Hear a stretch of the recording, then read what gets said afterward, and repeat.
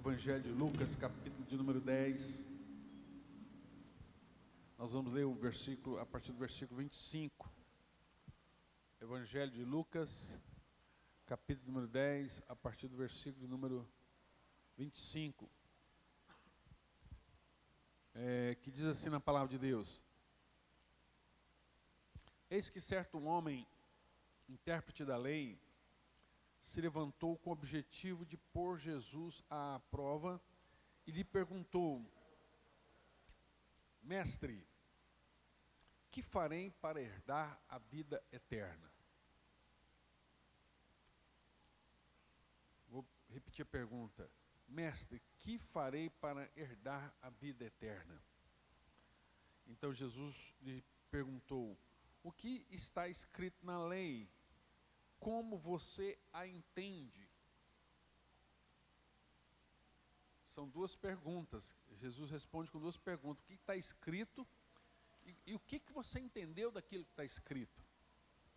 A isto ele respondeu: ame o Senhor, o seu Deus, de todo o seu coração, de toda a sua alma, com todas as suas forças e todo o seu entendimento.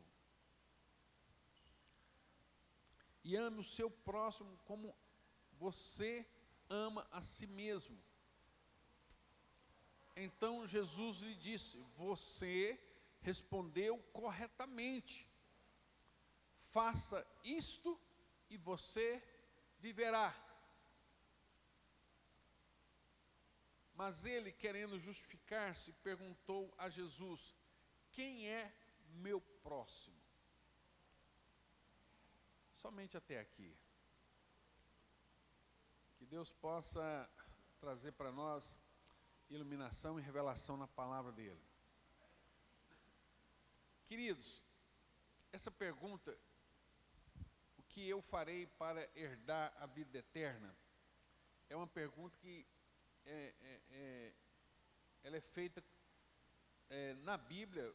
Há várias passagens fazendo essa pergunta, né? Esse aqui é um doutor da lei que chega para Jesus e pergunta para ele, né? Que farei para herdar a vida eterna? Lá depois na frente o jovem rico aparece para Jesus também e pergunta para Jesus: meu bom mestre, o que eu farei para herdar a vida eterna?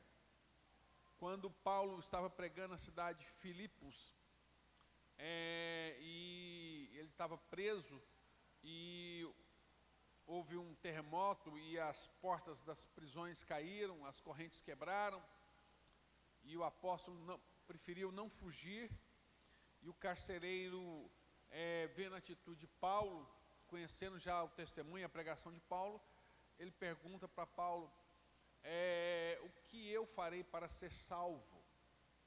Que é a mesma pergunta, né? Vida eterna, salvação. E o apóstolo Paulo então vai responder para esse homem. Então essa pergunta: o que eu farei para ser salvo? O que eu farei para obter a vida eterna? Essa pergunta, ela ecoa aí há vários anos, vários anos, né? Milhares de anos, e existem várias religiões no mundo que respondem esse questionamento.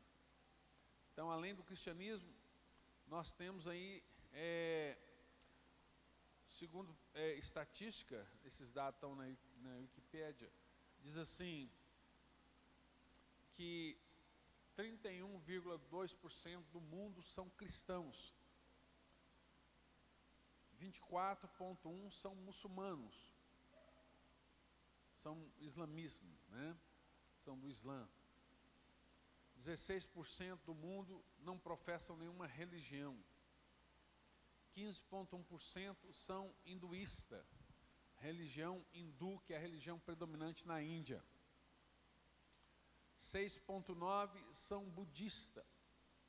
Lembrando que o budismo é uma religião que nasceu a partir do hinduísmo, né? Nasceu também na Índia. Na verdade, a Índia, ela é um centro de surgimento de muitas religiões, muitas correntes filosóficas, porque toda forma de esoterismo, toda forma de espiritualismo, ela nasce na Índia, através do hinduísmo. O hinduísmo é a mãe de todas essas religiões, inclusive aí o budismo, né? Que tem muita coisa em comum, como o espiritismo, o Seishnoye, New Age, todas essas formas de religiões espiritualistas, nasceu do hinduísmo, que é a mãe de todas essas religiões. Então, crenças populares, das mais diversas, ocupam mais ou menos 5,7% do mundo.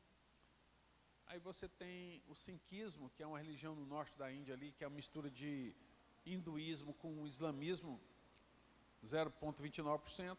E por último aqui nós temos o judaísmo, com 0,18%. Todas essas religiões, e não somente essas, como todas as outras do mundo, vão responder essa pergunta. E todas elas, com exceção do cristianismo, elas têm um ponto em comum. Todas as religiões do mundo têm uma convergência, têm uma coluna vertebral, tem um ponto em que todas se encontram quando vão responder essa pergunta. Porque a pergunta é: o que eu vou fazer para herdar a vida eterna? O que eu devo fazer para a vida eterna? E todas vão responder: você deve fazer isso, isso ou aquilo, né? Todas vão te falar o que você tem que fazer. Então, quando você vai para o islamismo,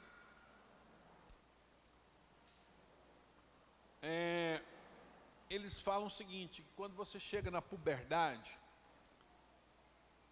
ali na casa de 12, 13 anos, é aberta uma conta lá na caderneta de Alá, uma conta corrente, vamos chamar assim, em que vão ser anotadas todas as suas boas obras e todas as obras más que você realiza. E que haverá um juízo final. E que nesse juízo final, essas coisas vão ser pesadas na balança. As suas boas obras e as suas obras más. E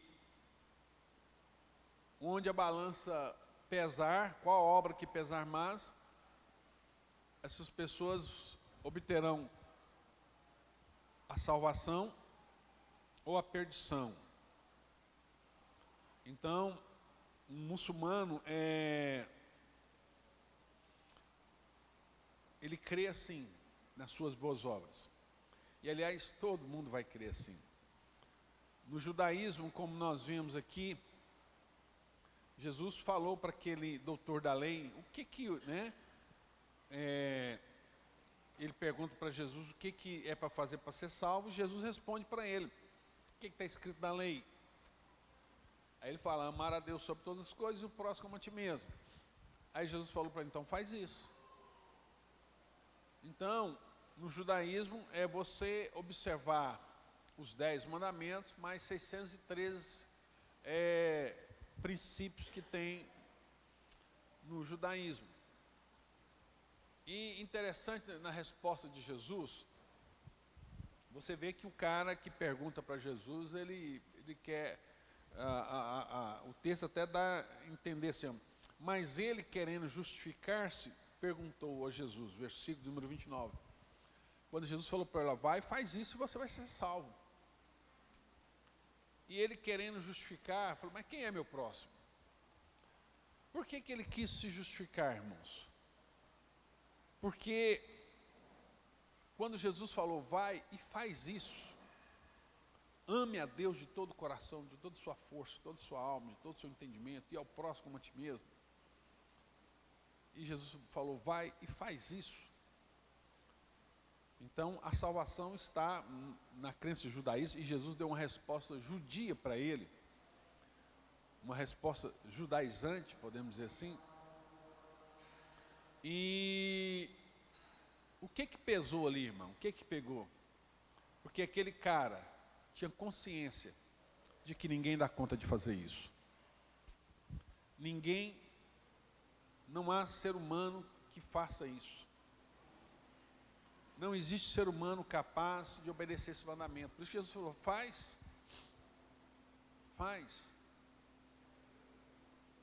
E ele, quem é meu próximo? Como é que eu vou fazer, né? Na verdade, o que está pegando ali é porque ele sabe que ninguém nunca fez isso. Não há essa pessoa, não há esse ser humano capaz de viver esse mandamento, amar a Deus sobre todas as coisas e ao próximo como a si mesmo. Então, no judaísmo tem um princípio de regras. Quando você vai para o hinduísmo, que é a mãe de todas as religiões esotéricas, com sede, né, a cidade santa deles é Varanasi, e ali acontece, onde nasce essa grande religião, né, uma das religiões mais antigas do mundo. E segundo o hinduísmo, ele que inventou essa teoria da reencarnação. Então nós vivemos em um mundo em que as nossas boas obras vão determinar qual será a nossa próxima reencarnação. Então eu preciso fazer muitas boas obras para que na próxima reencarnação eu venha um ser melhor. Eu seja um ser melhor. Então, quanto mais eu reencarno e eu posso me evoluir, e evoluindo eu vou chegar a um ponto da perfeição, chamada por eles de Brahman, e que também tem uma palavra sinônimo para isso, que é o Nirvana, que é eu chegar em um estado, em um estado de perfeição, em que eu não vou precisar mais reencarnar, eu vou desfrutar da perfeição absoluta, eu chegarei, então eu serei um Brahma, que é o lugar dos seres evoluídos, dos seres perfeitos. E aí, dentro disso aí, você tem vários pontos de vista, inclusive dentro do próprio hinduísmo, e o budismo também vai falar disso, né? Vai usar muito essa expressão nirvana, que é o lugar onde eu vou ficar livre de todo sofrimento, toda dor. Então, o budismo, ele foca muito nessa questão de como lidar com o sofrimento, aprender a conviver com o sofrimento, na expectativa que um dia o sofrimento está te preparando para você se tornar um ser mais evoluído. Então, para essas religiões, Jesus foi um ser evoluído. Para o islamismo, Jesus foi um profeta, né? E para os judeus ele não é o Messias, ele foi apenas um mestre da lei. Então, todas elas vão falar de boas obras. Você precisa fazer isso. Ainda que o budismo não fale assim, mas ele te dá um caminho. Buda falou, olha, Siddhartha Gautama, né? Lá existe uma cidade na Índia chamada Bodh Gaya, e nessa cidade você tem uma árvore lá, você entra num templo, e lá dentro você tem uma árvore. Essa árvore, dizem eles, que foi a árvore chamada árvore da iluminação. Quando você vai entrar em Bodh Gaya, há uma placa muito grande assim, dizendo o seguinte: bem-vindo a Bodh Gaya, a cidade mundial da iluminação. Então, lá em Bodh Gaya, eu estive visitando esse lugar lá, você tem uma árvore, que eles falam que é a árvore onde Siddhartha Gautama esteve assentado, e ali ele recebeu a iluminação. E a iluminação que ele diz, e lá dentro dessa árvore, lá nesse local, é interessante, as pessoas ficam circulando, dando volta nessa árvore, né? Um lugar, ele é protegido, então as pessoas ficam dando voltas. E engraçado que a maior parte das pessoas que estão nessa cidade ali, é uma cidade turística, uma cidade de peregrinação, e a maior parte das pessoas que vão para aquele lugar são japoneses, chineses, coreanos, que vão ali, e eles ficam rodeando aquela árvore, né? Ficam dando volta na árvore, fazendo orações. Então eles creem que Buda diz que tem um caminho da iluminação, que se você andar nesse caminho, todos podem andar nesse caminho, e se você andar nesse caminho lá, você também vai chegar no nirvana, que é o estado da perfeição, que é o que para nós seria a salvação. Você não vai precisar reencarnar mais, acabou toda a reencarnação, agora você chegou na perfeição. Então todas essas religiões vão falar de caminhos, de meios, de métodos, para você chegar à perfeição, para você chegar no paraíso, né?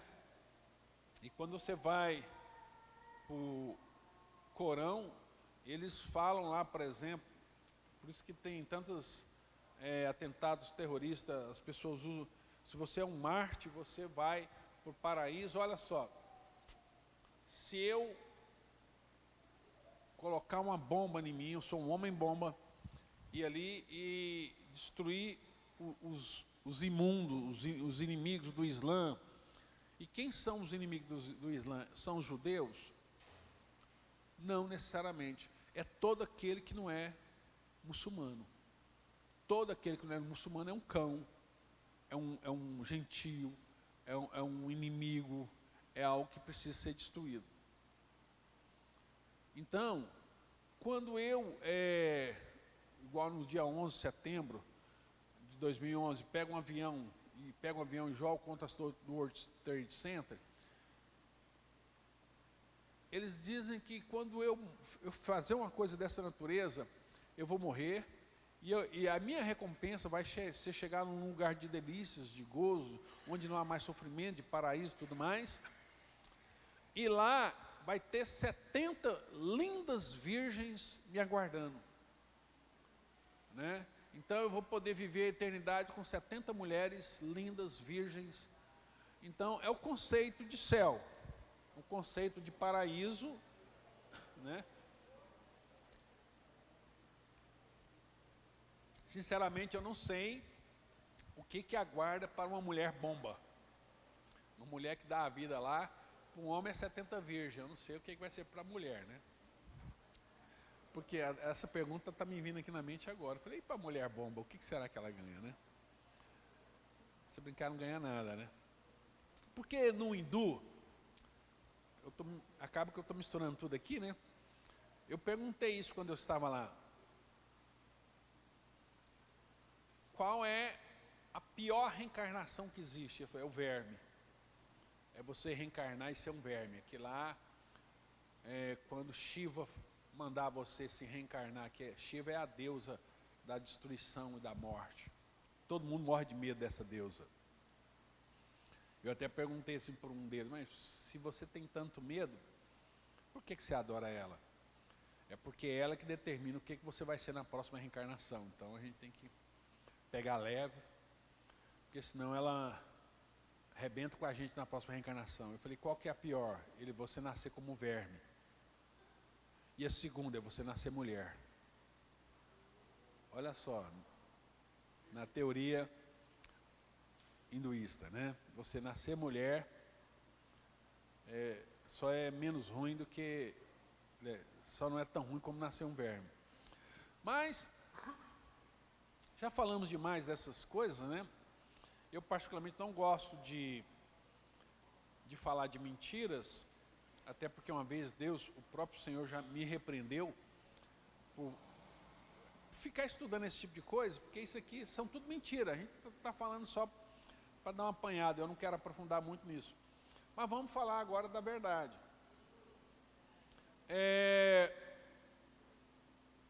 Por que o cristianismo é a única religião que não dá a você um conjunto de regras?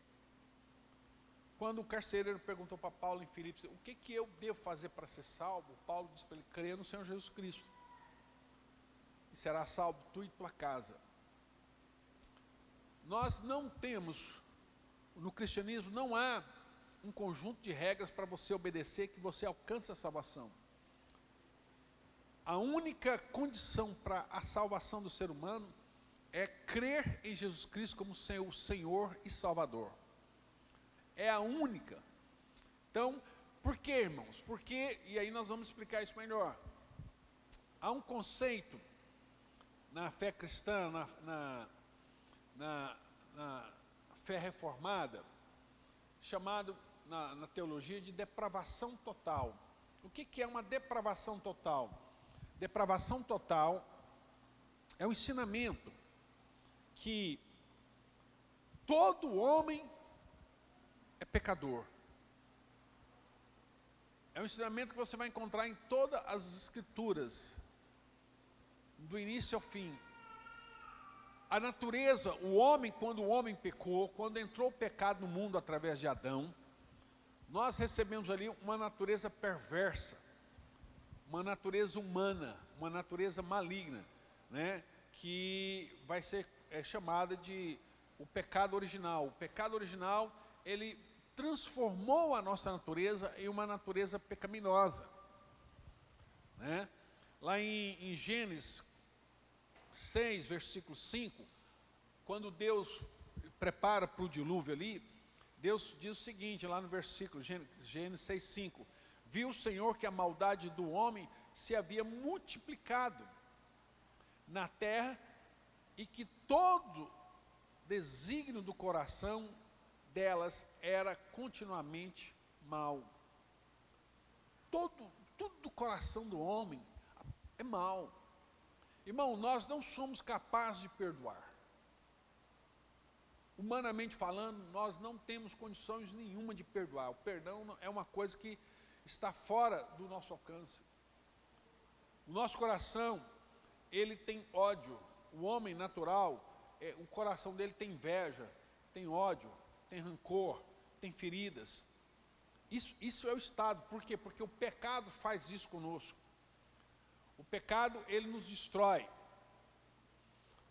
Quando termina o dilúvio, lá em Gênesis 8, 21, diz assim, o Senhor aspirou um suave cheiro e disse consigo mesmo, não tomarei a amaldiçoar a terra por causa do homem, porque é mau, e o desígnio íntimo do homem desde a sua mocidade.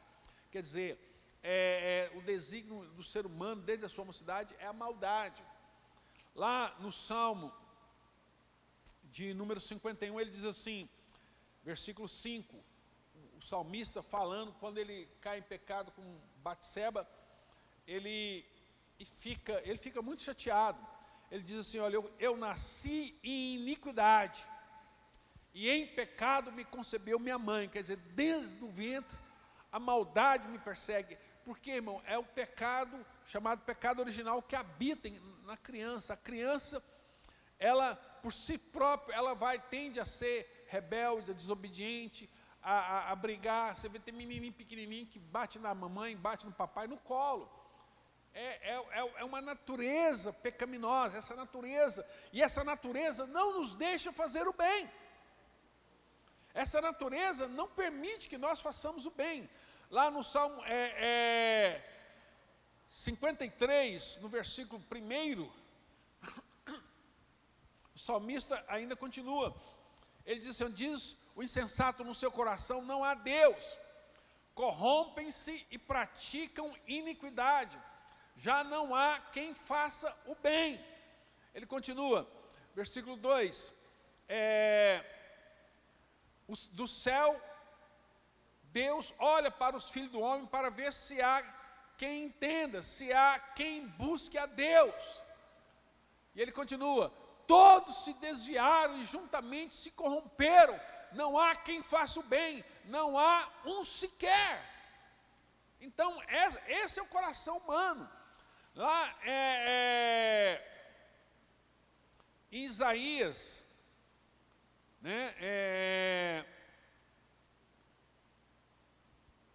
capítulo 64, versículo 6, Isaías 64, versículo 6, a Bíblia vai falar disso, né?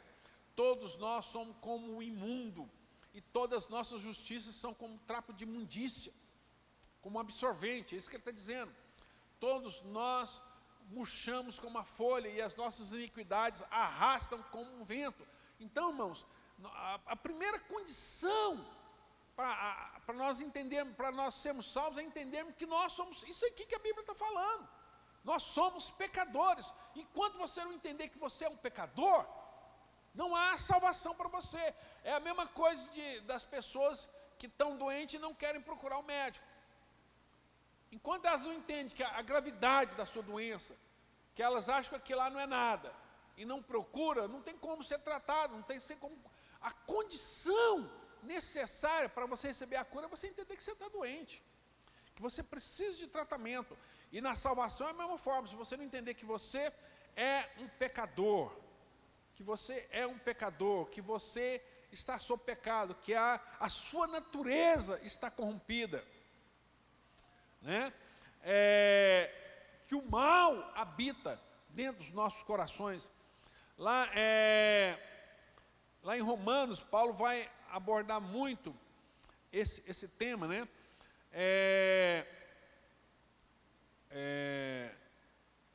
Capítulo de número 3 de Romano, versículo 9. O Novo Testamento vai confirmar tudo aqui que nós lemos no Velho. Do 9 em diante, nós vamos... Que se conclui? Temos nós alguma vantagem? Não, de forma nenhuma, pois já temos demonstrado que todos, tanto judeus como gregos, estão debaixo do pecado. Todo mundo está debaixo do pecado. Versículo 10, ele diz, como está escrito, não há justo, nem um sequer. 11, não há quem entenda, não há quem busque a Deus. Ele está citando o Salmo 53, né? Todos se desviaram e juntamente se tornaram inúteis. Não há quem faça o bem, não há nenhum sequer. Não existe essa pessoa. E ele continua, versículo 13. A garganta dele é sepulcro aberto, como língua engana, um veneno de víbora está nos seus lábios. A boca eles a têm cheia de maldição e amargura. Irmãos, isso aqui é o ser humano sem Deus. Os seus pés vão velozes para derramar sangue. Nos seus caminhos há destruição, miséria. Isso aqui é a natureza humana. Eles não conhecem o caminho da paz. Não há temor de Deus diante dos seus olhos. Ora, sabemos que tudo que a lei diz aos que vivem sob a lei, para que toda boca se cale e todo mundo seja culpável diante de Deus. Então, somos pecadores, todos nós estamos culpados diante de Deus, por causa dos nossos pecados, né? Ora, porque ninguém será justificado diante de Deus por obras da lei. Presta atenção, olha o que o Novo Testamento diz, ninguém vai ser justificado, ninguém vai ser salvo, ninguém vai ter seus pecados perdoados, ninguém vai ter vida eterna. Olha o que o texto está dizendo, ninguém será justificado diante de Deus por obras da lei, por aquilo que você faz. Nenhuma obra que você faz é capaz de lhe dar a salvação, de você achar que a salvação é meritória, que é algo que você tem um direito. Não, ninguém que vai chegar na eternidade, no céu, vai dizer assim, olha, eu estou aqui porque eu fui um cara legal, fui um cara bom, eu fiz isso, fiz aquilo outro. Não, todos estão condenados à morte. Não há ninguém que vai ser justificado por obra da lei, pois pela lei veio o pleno conhecimento do pecado. Então você presta atenção. Então para quê? Você pergunta, então para quê, pastor? Para que esses mandamentos? Para que tudo isso, se não é para a gente obedecer? Tudo isso, Paulo está dizendo aqui, tem um propósito. Trazer a você o que eu estou tentando fazer nessa manhã aqui. Conhecimento do pecado. Paulo vai dizer que a lei é um espelho. Você chega no espelho, você olha no espelho ali quando você acorda, você vê o quanto você é feio. Está ali. E o espelho não pode fazer nada. O espelho não pode fazer nada por você. Ele só vai falar para você, cara, sinto muito. Isso aí é você. Né? Então, a Bíblia é isso. Paulo diz que a Bíblia é um espelho, só mostra o quanto nós somos pecadores. Então, quem está debaixo de maldição não tem como fazer nada de bênção. né? Então, o propósito dos mandamentos é revelar a nossa incapacidade. Foi isso que Jesus falou para aquele cara. O cara falou assim, ama o Senhor teu Deus, o teu próximo como a ti mesmo, papai. E Jesus falou, vai, faz. Em outras palavras, ninguém faz. Ninguém dá conta de cumprir, presta atenção, ninguém dá conta de cumprir todos os mandamentos que estão na palavra de Deus. Não há ninguém. Porque o propósito do mandamento é revelar a sua incapacidade em cumprir esses mandamentos. Isso é o propósito da lei. Paulo continua. Mas agora, sem a lei, a justiça de Deus se manifestou sendo testemunhada pela lei e pelos profetas. E é a justiça de Deus, presta atenção, é a justiça de Deus, é o que Deus faz, é o que Deus fez. Então nós somos salvos não por aquilo que nós fazemos, mas por aquilo que é a justiça de Deus. Quem é a justiça de Deus? Jesus. Aquilo que Jesus fez por nós é que nos garante salvação. Então por isso que a nossa salvação, ela é crer em Jesus. Então olha só, a justiça de Deus mediante a fé em Jesus Cristo, para todos e sobre todos os que creem, porque não há distinção, pois todos pecaram e carecem da glória de Deus. Todos pecaram, todos estão debaixo da lei, todos estão debaixo de maldição, vão todos para o inferno. É o que Paulo está dizendo, todo mundo vai para o inferno. E o único meio de salvação é você crer naquilo que Jesus fez por você lá na cruz. Jesus pagou o preço dos nossos pecados. E Ele pagando o preço, derramando seu sangue, Ele perdoou os nossos pecados. Olha só, irmão, o que é cristianismo? Jesus então fez por nós o que nós não daríamos conta de fazer, de viver uma vida sem pecado, de dar a sua vida por nós, morrer por nós, perdoar todos os nossos pecados. Então nós somos salvos crendo no sacrifício de Cristo na cruz do Calvário. Isso é chamado na Bíblia de graça. Graça é o que Jesus fez por nós na cruz. Deu a vida dele uma morte vicária. O que é vicária? É morrer em nosso lugar. Uma morte sacrificial. Ele deu a vida dele para que eu e você fôssemos salvos. Então quando eu recebo Jesus como meu Senhor, quando eu me rendo a Ele, quando eu digo para Ele, Senhor, eu sou pecador, eu sou indigno, eu sou isso mesmo que a Tua palavra diz, eu sou esse homem cheio de maldade, mas eu estou aqui diante de Ti, rendido, e recebe, Senhor, a minha vida, eu entrego a Ti a minha vida, o meu coração, eu me rendo ao Seu amor. Então Jesus vem, através do Espírito Santo, Ele derrama o sangue sobre as nossas vidas, todos os nossos pecados são perdoados. E não é só isso, além de todos os nossos pecados ser perdoados, Ele agora vem morar no meu coração. Ele habita em mim, e agora habitando em mim, Ele me leva a fazer todas as coisas que estão escritas aqui. Então quando eu obedeço esse mandamento, eu não obedeço pela minha força de vontade, pelo meu entendimento, não, eu só sou capaz de obedecer todos os mandamentos da palavra de Deus, porque Cristo vive em mim. Cristo vive em mim. Ele vivendo em mim, Ele me leva a viver a vida que Ele viveu. E sendo justificado gratuitamente. Ninguém tem que fazer nada, é crer. É crer. Sendo justificado gratuitamente por sua graça, mediante a redenção que há em Cristo Jesus. Amém? Você está entendendo isso?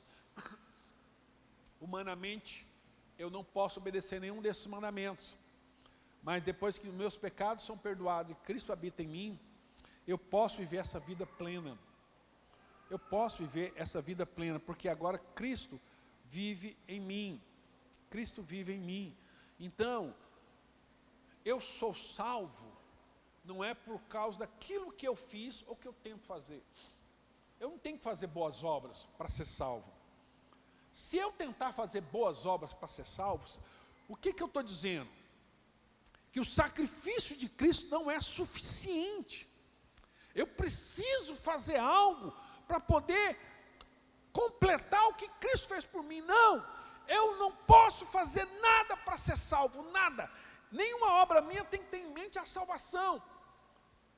Aí você pergunta, então pastor, nós não devemos fazer boas obras?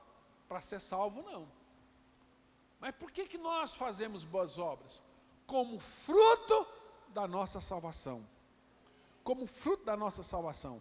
E aí eu quero ler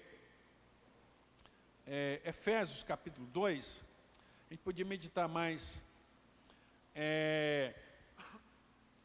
Vamos fazer o seguinte, vamos ler Romanos 7. Antes de ler, vamos ler Romanos 7, a partir do versículo 14. Romanos 7, olha só. Porque sabemos que a lei espiritual, eu, porém, sou carnal, vendido à escravidão do pecado. Então, a lei é boa, mas eu sou terrível. Porque nem mesmo compreendo o meu próprio modo de agir, pois não faço o que prefiro, e sim o que detesto. Tem muito adúltero que gostaria de não adulterar, mas ele não dá conta. Tem cara que quando entra em pecado, homem, mulher, eles sabem que aquilo é terrível, eles não queriam fazer aquilo, mas eles não dão conta. Sabe por quê, irmãos? Porque isso é chamado de remorso. O que é o remorso? É você se sentir mal por algo que você fez. Você fica triste, você fica chateado, você fica decepcionado, você fala, nossa, eu não presto mesmo, nossa, eu não queria fazer isso. Né? Eu não queria. Mas, passa uns dias, está lá você fazendo tudo de novo. O remorso é uma culpa, é algo que vem da sua consciência, te falando que aquilo está errado. É a lei moral de Deus dentro de você falando, isso está errado. Mas o remorso só pode falar isso para você, a sua consciência só pode falar, isso está errado. Essa é a diferença de remorso para arrependimento. O arrependimento é completamente diferente de remorso. Porque o arrependimento leva, o arrependimento não é uma obra humana. O arrependimento não é causado, não é o homem que faz. Não é eu me arrependo. Irmão, ninguém se arrepende de si mesmo. O arrependimento é uma obra do Espírito Santo. Só o Espírito Santo de Deus pode gerar em nosso coração o arrependimento. O arrependimento é um dom de Deus. O arrependimento é eu cometer o pecado, e eu ter nojo daquilo, e eu repudiar aquilo, e eu não querer aquilo, e há em mim força para não fazer aquilo mais. O próprio exemplo nós vamos pegar aqui de Davi com Batseba. Quando Davi pecou, ele disse no Salmo 51, ele disse, olha, purifica-me do meu pecado. Apaga as minhas transgressões, perdoa os meus pecados e purifica-me. Purifica-me. O arrependimento faz isso. Senhor, Davi era um garanhão mesmo. O cara, ele não respeitava a mulher do amigo. Batseba era a mulher de um amigo dele, um cara da confiança dele. Você não podia largar sua mulher perto de Davi, que ele cantava ela. E ele não via isso, que era pecado. Até que ele viu a desgraça que isso levou na vida dele. Aí ele vai para os pés do Senhor, Senhor, purifica-me. Purificar é o seguinte, essa raiz que há em mim, Senhor, essa tara, essa loucura, esse desespero, arranca do meu coração, Senhor. Arranca, eu não quero viver nessa condição. Espírito Santo, arranca isso de mim. E nós vamos ver no decorrer da história que o Espírito Santo trabalhou isso no coração de Davi, arrancando a semente. Então o arrependimento faz isso, né? O Espírito Santo gera em nós o arrependimento e faz com que arranque de nós a semente do mal, o desejo do mal, a ambição, as coisas egoístas. Então o Espírito Santo arranca isso de nós. Continuando o texto, nós estamos lendo em Romanos 7, paramos aonde aí? Olha lá. Ora, se faço o que não quero, concordo com a lei que é boa. Quer dizer, eu sei que isso aqui está errado, mas... Neste caso, quem faz isso já não sou eu, mas o pecado que habita em mim. Olha o que Paulo está dizendo. Quando eu peco, eu sei que isso é errado. Eu não quero pecar, eu não quero fazer isso. Mas há um pecado, ele está falando da natureza pecaminosa. O pecado habita em mim. Eu não quero fazer, mas o pecado me domina. É como se o pecado fosse o Senhor, Todo-Poderoso, dominando a minha vontade, a minha mente, as minhas emoções, me subjugando. E eu não dou conta de enfrentá-lo. Ele é maior do que eu, ele é mais forte que eu, ele é mais poderoso do que eu. E eu não quero, mas ele me obriga a fazer o que eu não quero. Isso é a força do pecado. E ele diz, 18, porque eu sei que em mim, isto é, na minha carne, não habita bem nenhum. Em mim não habita bem nenhum, pois o querer, o bem está em mim. Eu quero fazer o bem, mas não o realizá-lo, mas eu não dou conta de fazer o bem. Porque não faço o bem que eu quero, mas o mal que não quero, esse faço.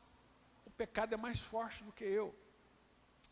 Mas se eu faço o que não quero, já não sou eu quem o faz, e sim o pecado que habita em mim. Então está vendo? Por isso, irmãos, vou fazer uma pausa aqui. Por isso que todas as religiões do mundo que falam assim, vai lá, faz isso, vai lá, cumpre os mandamentos, faça isso. Irmão, não vai dar certo. Todas as religiões do mundo têm essa regra de ouro, essa regra áurea. Mas o cristão fala, isso não dá certo. Ninguém dá conta de fazer, por quê? Porque eles partem do princípio, da primícia, que nós podemos fazer o bem. E a Bíblia fala, cara, sem chance. O pecado habita em nós. O pecado habita em você. Você não consegue fazer isso. Paulo está dizendo, o pecado que habita em mim. Assim encontro essa lei quando quero fazer o bem. O mal reside em mim. Porque segundo o homem interior, o meu espírito, tenho prazer na lei de Deus. Mas vejo os meus membros, outra lei, guerreando contra a lei da minha mente, me faz prisioneiro da lei, do pecado que está nos meus membros. A minha carne quer pecar. A minha carne quer pecar. Aí Paulo vê essa situação, ele diz, miserável homem que sou. Há um clamor aqui, há um desespero, há um ponto de exclamação aqui, ele clamando, miserável homem que sou. Quem me livrará do corpo dessa morte? Quem vai libertar-me do pecado? Como é que eu faço para sair dessa condição? Como é que eu faço para me libertar? Como é que eu faço para sair da maldição do pecado, da maldição da lei? Como é que eu posso ser livre? Irmão, não se pode falar de salvação enquanto não resolver essa questão do pecado. É impossível falarmos de salvação sem primeiro tratarmos a nossa condição pecaminosa. E Paulo está fazendo uma pergunta aqui, né, uma exclamação e uma pergunta. Ele diz, miserável homem que sou, quem me livrará do corpo desta morte? Versículo seguinte, graças a Deus por Cristo, Jesus Cristo, nosso Senhor. Graças a Deus.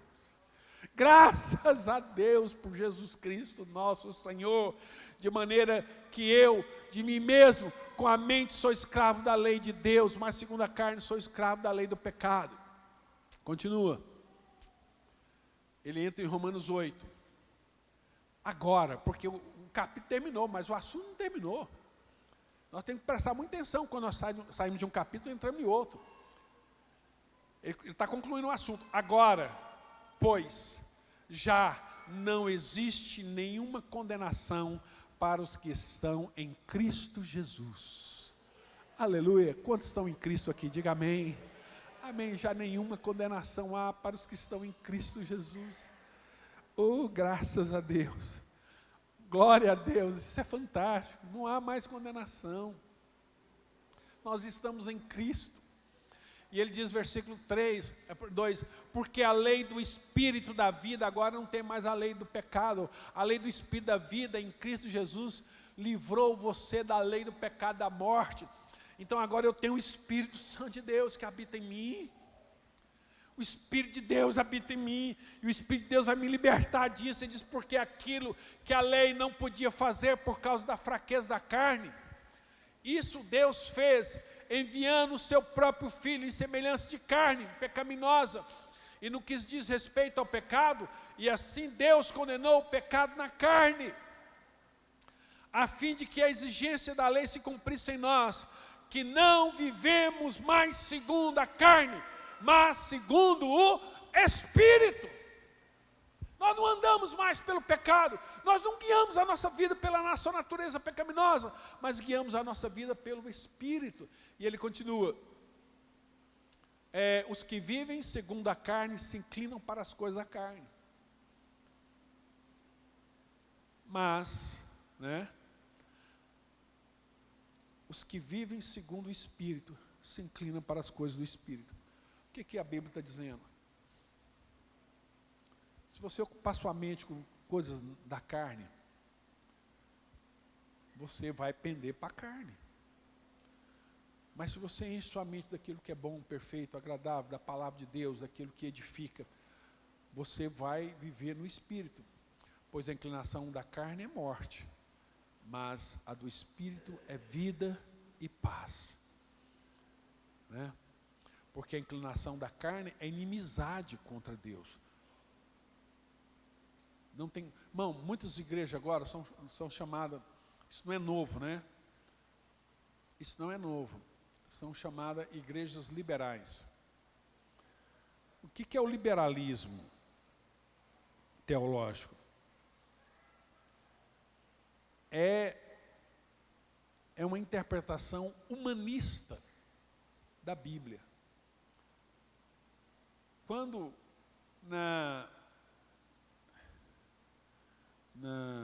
no Renascimento, começou a nascer várias filosofias, entre elas o humanismo. O humanismo defende que o homem é responsável, o homem é superior, Então, as pessoas influenciadas pelo humanismo começaram a ler a Bíblia com a ótica humanista.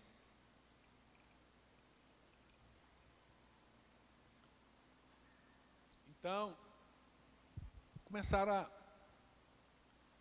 questionar o liberalismo, não crê em nenhum milagre da Bíblia, a não ser aqueles que a ciência explica.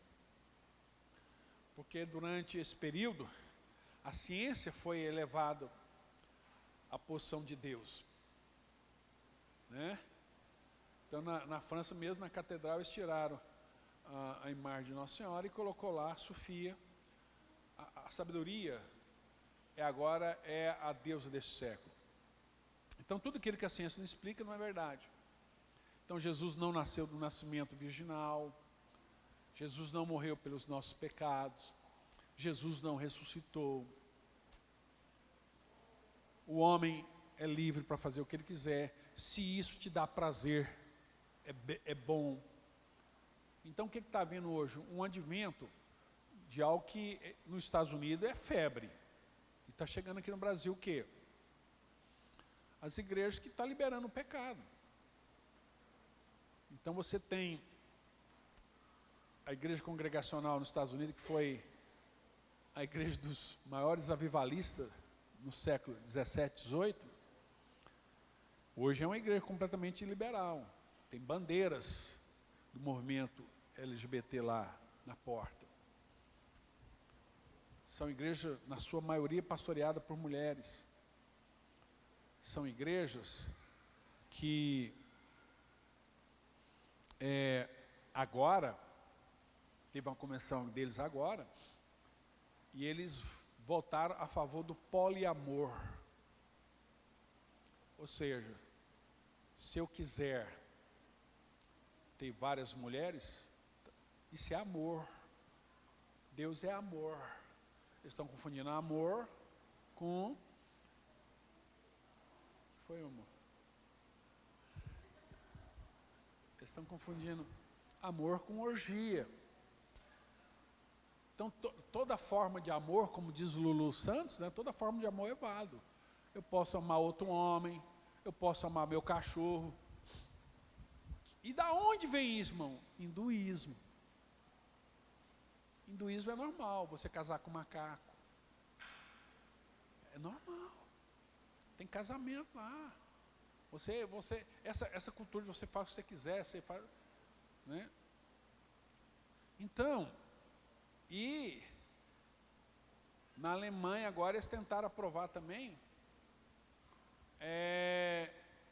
a relação com crianças. Eles estão querendo dizer que a pedofilia não é um mal, mas é um amor por criança, né? O próprio nome já fala. Então, isso não é igreja, irmãos. Isso não é evangelho, isso é uma religião, mas isso tem nada a ver conosco.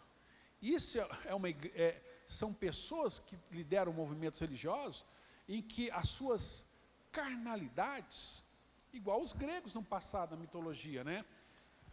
Então, por exemplo,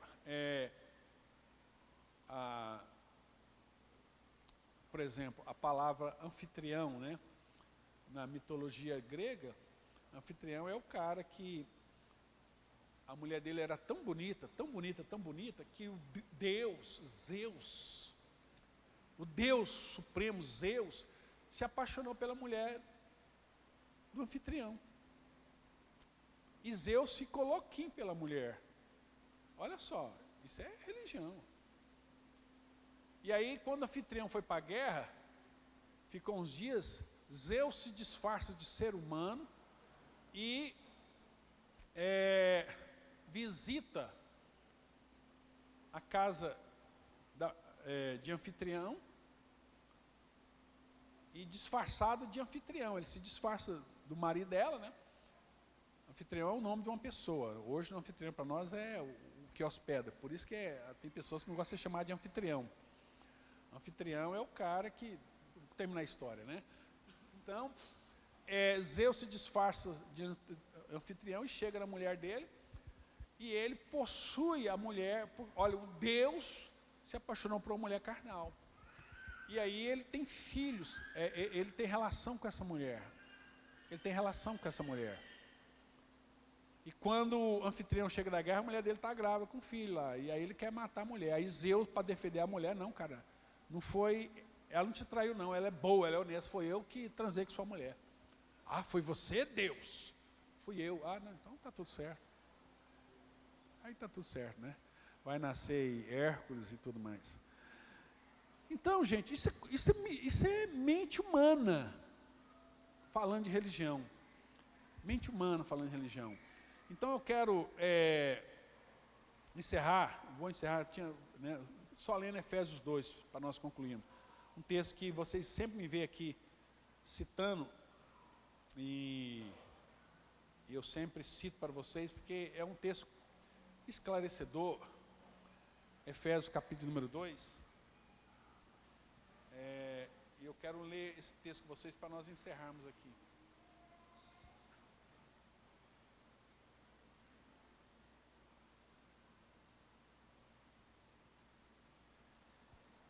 Diz assim na palavra de Deus.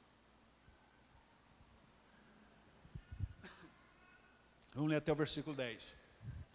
Ele lhes deu vida, falando Jesus, quando vocês estavam mortos em suas transgressões e pecados. Então, olha só. Deus nos deu vida quando nós estávamos no pecado,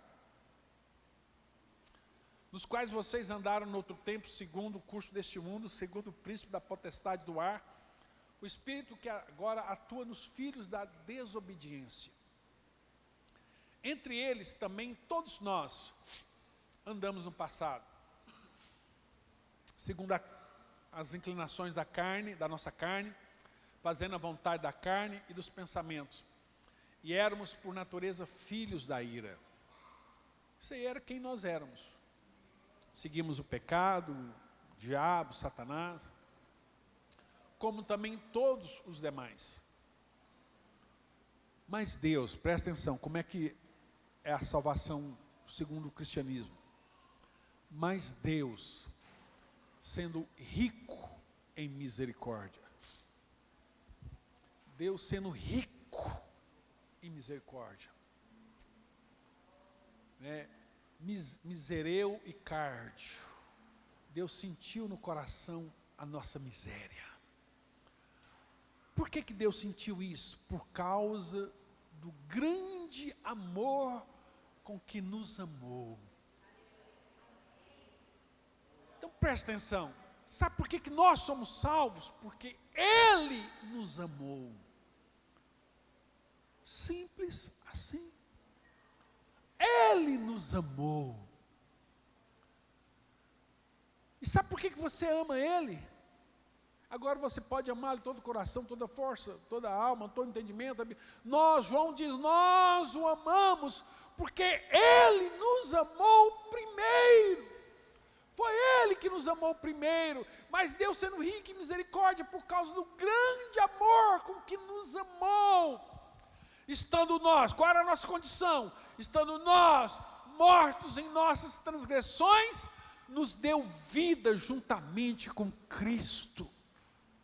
Ele nos deu vida para reinarmos com Cristo.